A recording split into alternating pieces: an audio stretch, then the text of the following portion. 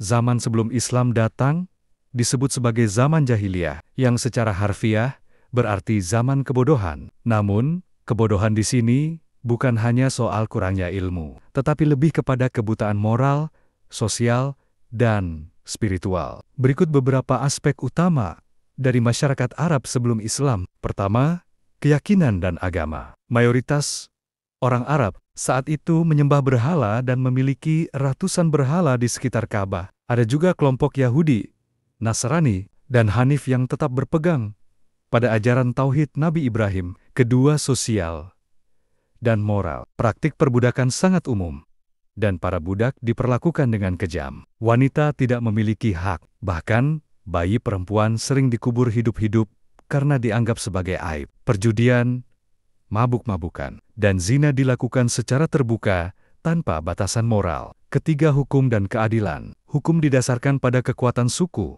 bukan pada prinsip keadilan. Yang kuat berkuasa, sementara yang lemah ditindas. Balas dendam antar suku bisa berlangsung bertahun-tahun hanya karena hal sepele. Keempat, ekonomi. Perdagangan berkembang pesat di kota-kota seperti Mekah dan Yaman, tetapi banyak praktik ekonomi yang zalim, seperti riba dan eksploitasi. Jadi, zaman sebelum Islam memang dipenuhi dengan ketidakadilan dan kerusakan moral, sehingga Islam datang sebagai cahaya yang mengubah segalanya dengan menegakkan tauhid, keadilan, dan akhlak mulia.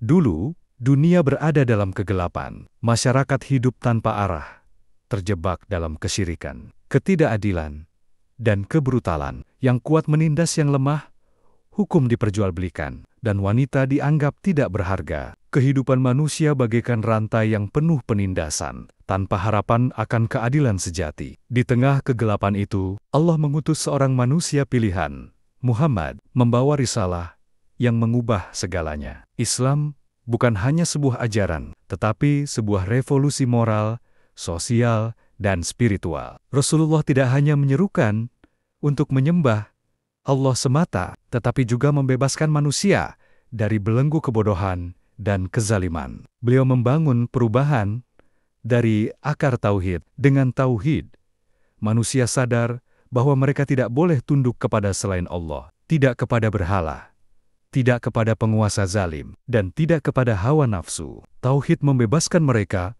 menghapus kesenjangan, dan menegakkan keadilan sejati. Namun, perubahan tidak terjadi dalam satu malam. Rasulullah menghadapi perlawanan, hinaan, ancaman, bahkan upaya pembunuhan. Beliau dan para sahabat disiksa, diusir dan diboikot, tetapi mereka tidak menyerah. Dengan kesabaran, keimanan dan perjuangan, Islam mulai tumbuh. Di Madinah, Rasulullah tidak hanya menjadi pemimpin spiritual, tetapi juga pemimpin negara. Beliau membangun masyarakat yang berlandaskan hukum Allah, di mana tidak ada perbedaan antara kaya dan miskin, antara budak dan majikan, antara Arab dan non-Arab.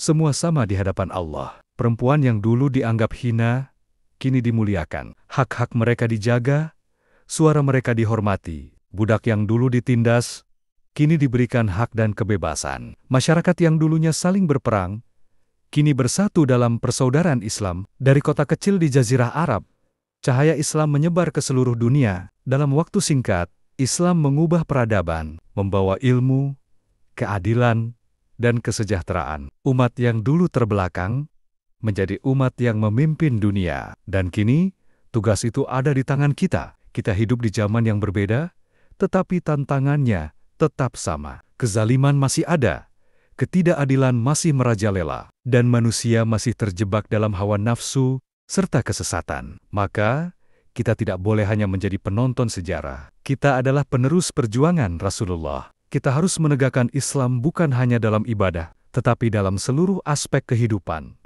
Dalam kejujuran, dalam keadilan, dalam persaudaraan, dan dalam membangun peradaban. Karena Islam bukan hanya sejarah. Islam adalah masa depan. Islam adalah cahaya yang akan terus menerangi dunia. Dari kegelapan jahiliyah menuju cahaya Islam. Sebelum Islam datang, dunia berada dalam kegelapan. Di tanah Arab, manusia hidup dalam kebodohan dan kesesatan, zaman yang dikenal sebagai zaman jahiliyah, di mana kesyirikan merajalela, ribuan berhala disembah. Ka'bah, yang seharusnya menjadi rumah Allah, justru dipenuhi sesembahan palsu. Orang-orang sujud kepada batu, memohon kepada patung yang tak bisa memberi manfaat ataupun mudarat. Mereka kehilangan arah, mabuk, zina, dan perjudian menjadi kebiasaan. Perbudakan menjadi hal yang lumrah, yang kaya semakin berkuasa, yang lemah semakin tertindas. Hukum ditegakkan hanya untuk kepentingan para penguasa. Keadilan dibeli dengan harta. Harga diri seseorang ditentukan oleh suku dan kedudukan. Dan yang lebih mengerikan, bayi perempuan dianggap aib, dikubur hidup-hidup, dihapuskan dari kehidupan hanya karena mereka perempuan. Di tengah kegelapan itu, Allah mengutus seseorang yang akan mengubah segalanya. Muhammad, sang pembawa cahaya. Beliau tidak membawa pedang untuk menaklukkan manusia. Beliau tidak datang dengan harta untuk membeli kekuasaan. Beliau datang dengan wahyu, dengan tauhid, dengan akal dan hati yang suci. Beliau mulai menyeru kepada satu hal yang paling mendasar, La ilaha illallah.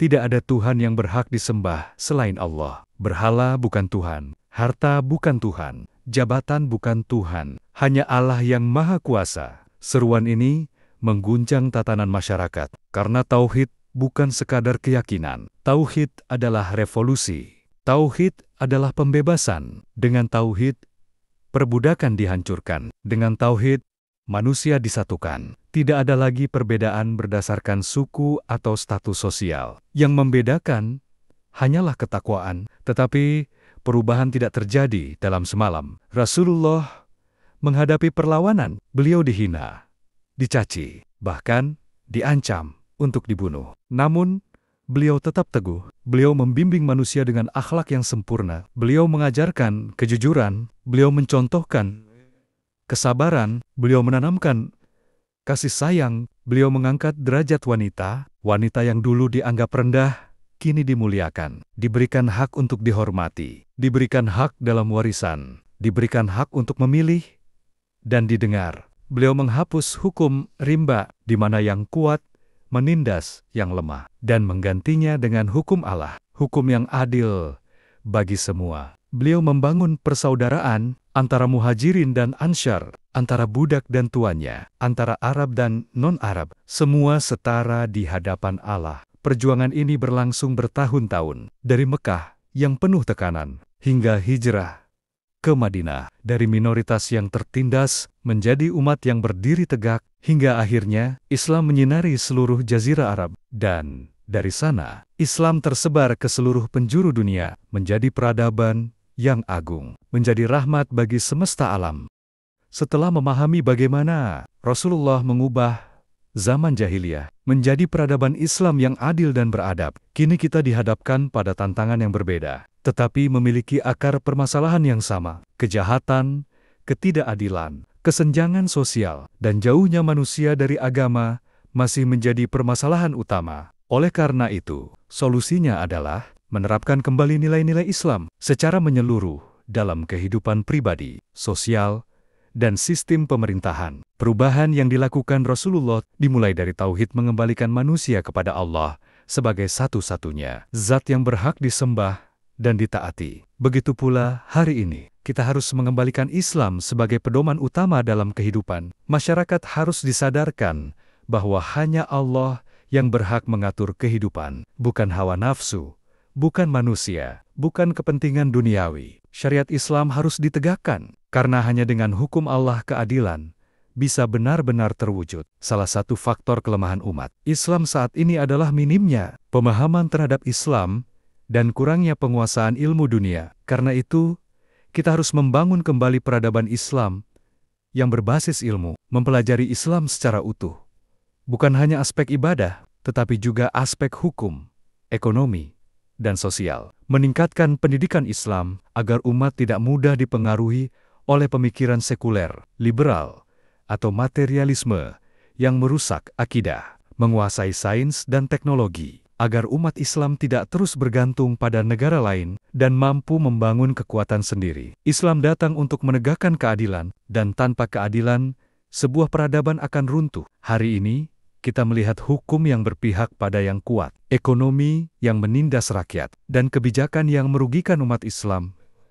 Solusinya adalah menuntut dan menegakkan hukum yang adil, agar tidak ada lagi hukum yang tajam ke bawah dan tumpul ke atas. Melawan segala bentuk penindasan dan kezaliman, baik yang dilakukan oleh individu, korporasi, maupun penguasa zalim. Membangun sistem ekonomi Islam, agar masyarakat tidak terus diperbudak oleh sistem kapitalisme dan riba. Perpecahan di antara umat Islam adalah salah satu penyebab lemahnya kekuatan Islam saat ini. Oleh karena itu, kita harus menyatukan kembali umat dalam satu tujuan yang sama.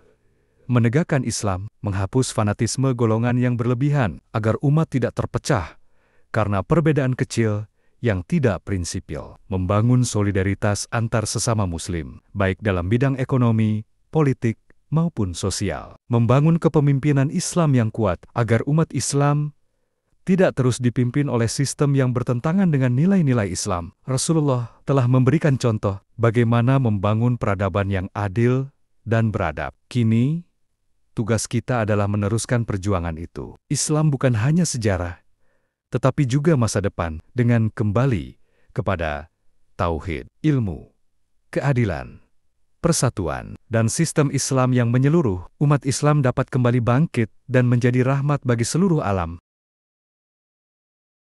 Terima kasih sudah menonton video ini sampai akhir. Kami benar-benar menghargai setiap detik yang kalian luangkan untuk menikmati konten ini. Semoga apa yang kami bagikan bisa bermanfaat, menghibur, atau bahkan memberikan wawasan baru untuk kalian. Jangan lupa untuk mendukung channel ini dengan menekan tombol like, subscribe, dan aktifkan lonceng notifikasi, supaya kalian nggak ketinggalan video terbaru dari kami. Kalau ada pendapat, saran, atau pertanyaan, langsung aja tulis di kolom komentar kami. Kami selalu senang membaca dan berinteraksi dengan kalian semua. Terima kasih atas dukungan kalian yang luar biasa, dan sampai jumpa di video berikutnya. Tetap semangat, jaga kesehatan, dan terus eksplorasi hal-hal baru. Sampai jumpa.